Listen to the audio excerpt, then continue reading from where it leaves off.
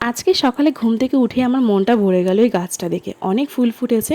আর এই যে কাজে চলে যাবে বলে তার জন্য ছেলেকে একটু আদর করে নিচ্ছে দিয়ে ওর বাবাও বেরিয়ে গেল দোকানে। আর আমিও বাবানকে খাওয়াতে বসে গেছি। আর আজকে দেখছি হাই তুলেই যাচ্ছে বাবান, মনে হয় ঘুমটা ভালো করে হয়নি। আর এখন আমারও একটু খিদে পেয়ে গেছিলো দেখে চিড়ে ভেজে খেলাম। এই বর্ষায় প্রথম লোটে মাছ খাচ্ছি। আর ফোন করে মাকে জানলাম যে কিভাবে লোটে মাছটা করে, যেহেতু অনেক দিন আগে আর কি করেছিলাম। আর আমার লোভ সামলাতে না পেরে না এই ভাত খেয়েছি অল্প কটা, আর ভীষণ টেস্টি হয়েছিল মাছটা। সারাদিন যেমন তেমন করে কাটার পরেই সন্ধেবেলা এখন বসেছি সন্ধে দিতে।